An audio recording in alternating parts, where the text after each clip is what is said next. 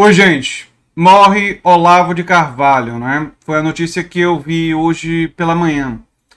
E eu fiquei pensando, né, o que é que a gente podia falar aqui, tendo em vista que ele provavelmente morreu de Covid, a doença que ele disse que não matava ninguém. Eu não sou de comemorar a morte de ninguém. É uma questão de personalidade. Eu não acho que a gente deva comemorar a morte das pessoas, por mais odiosas, negativas e destrutivas que elas sejam, que é o caso do Olavo.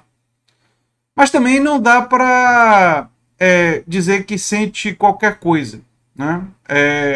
Algum sentimento de pesar ou qualquer coisa que o valha, porque isso também não faz o menor sentido. Olavo de Carvalho produziu negacionismo, produziu uma legião de fanáticos olavistas que estão ocupando o governo brasileiro e produzindo mortes, né, produzindo tragédias, produzindo negacionismo de o secretário da Saúde que falou em defesa da cloroquina e que questionou as vacinas nesse momento que nós estamos vivendo, sim, em 2022, ele é um olavista. Então, não tem negócio de sentimento de pesar nenhum é possível diante de uma pessoa que produziu esse legado monstruoso, terrível, né? Absolutamente destrutível. E esse legado, e é sobre isso que eu quero refletir com vocês, não acaba com a morte do Olavo. Não é? O Olavo de Carvalho morreu, mas o olavismo e suas variantes no Brasil Paralelo, nos olavistas que estão no governo, nos olavistas que estão no Congresso, eventuais olavistas que podem estar no Senado. O olavismo, enquanto um fenômeno político, enquanto um fenômeno cultural, enquanto um fenômeno terrível, monstruoso, perigoso, autoritário, negacionista, é um fenômeno que ainda permanece e vai precisar ser enfrentado nesse ano de 2022. É importante ter clareza de que nós enfrentamos esse ano não apenas pessoas, mas uma ideologia. Uma ideologia que nega o conhecimento científico, uma ideologia que defende autoritarismo, uma ideologia que quer colocar uns contra os outros, que busca se legitimar através do ódio e que serve aos interesses das grandes corporações empresariais, serve aos interesses do capitalismo internacional, serve aos interesses do grande empresariado. Ela é uma ideologia que é um instrumento desse segmento e dessas frações de classe, e é para isso que ela serve. Né? Ela serve a esses interesses.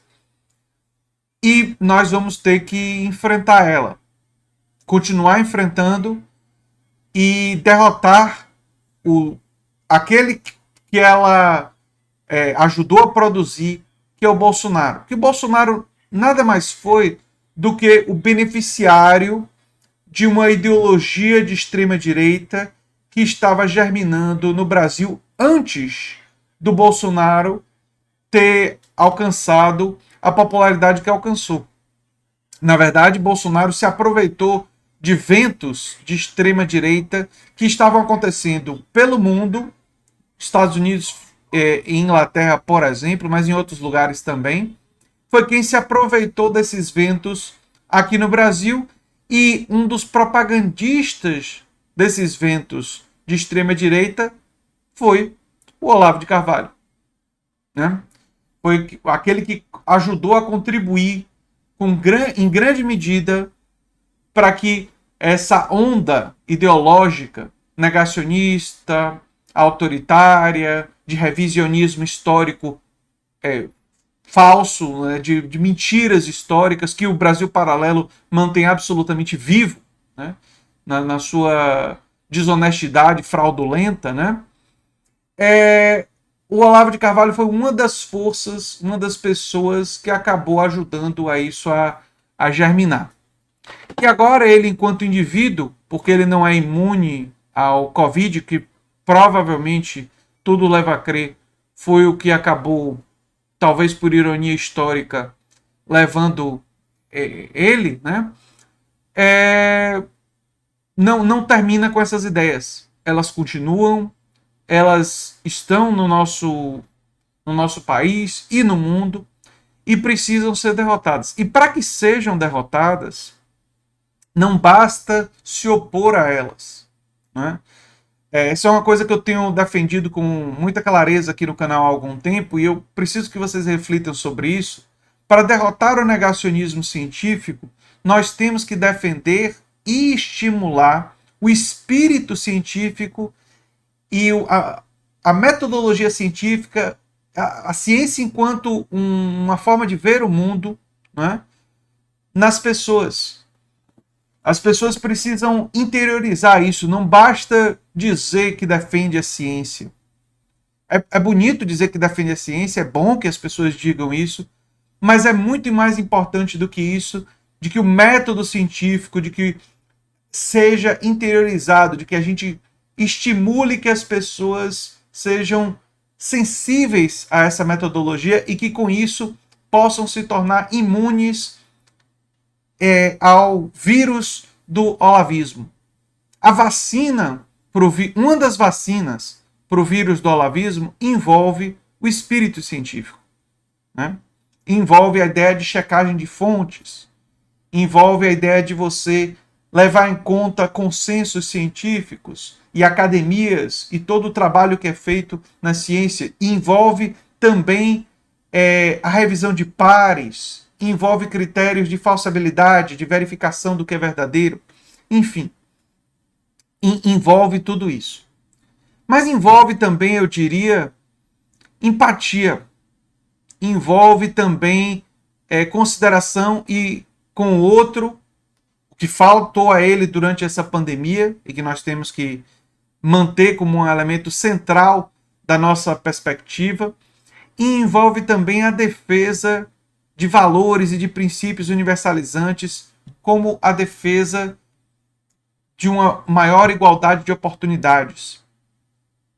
Se vocês pararem para pensar, se a gente parar para pensar, a gente vai ver que na nossa sociedade a força da ideologia individualista, do particularismo, tem feito com que muitas vezes as pessoas deixem de defender uma maior igualdade de oportunidades. A ideia fundamental de que um ser humano não deve ser julgado pela sua cor da pele, pela sua orientação sexual, pela sua religião, mas se deve julgar o ser humano pelo seu caráter. E que todos os seres humanos, independentemente de cor da pele, de religião, de orientação sexual, todos os seres humanos merecem a oportunidade de desenvolver as suas habilidades, de desenvolver a sua inteligência. Aliás, nesse particular, o Olavo de Carvalho tem um legado muito negativo. Uma das coisas que realizou a ruptura de Olavo de Carvalho com a sua própria filha foi ele ter negado a ela a educação. E ora, uma educação libertadora, uma educação que estimula senso crítico, uma educação que trabalha com a ciência e estimula o espírito científico nas pessoas, eu diria que é uma das bases de uma sociedade que busca se aproximar de uma maior igualdade de oportunidades. Mas para isso, nós também precisamos de um sistema de saúde tão importante agora durante a pandemia, que precisa ser fortalecido como parte dos direitos sociais.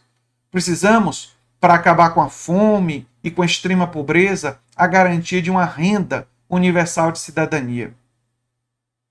Precisamos, por isso, também estimular para maior autonomia, maior criatividade, os empreendimentos cooperativos da população e a ideia de expansão do trabalho cooperativo.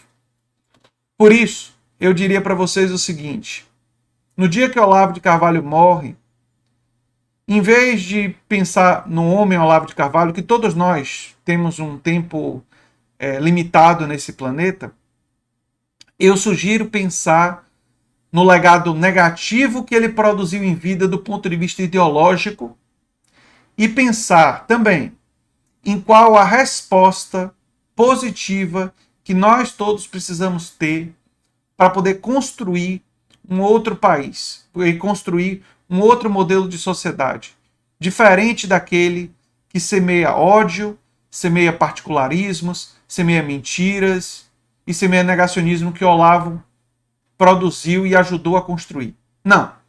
Nós temos que defender o conhecimento científico, nós temos que defender direitos sociais, maior igualdade de oportunidades e uma sociedade em que todos têm a oportunidade de se desenvolver. Essa deve ser a maior resposta e é isso que, em última análise, nós devemos querer destruir, querer superar o olavismo. O olavismo cultural, a ideologia que Olavo produziu, nós vamos de fato derrotar, não pela morte do Olavo, mas quando esse projeto for superado por um projeto de fato que celebra valores diferentes e valores que de fato estimulam o espírito humano a se desenvolver, muito diferente daquele que ele ajudou a produzir enquanto estava vivo.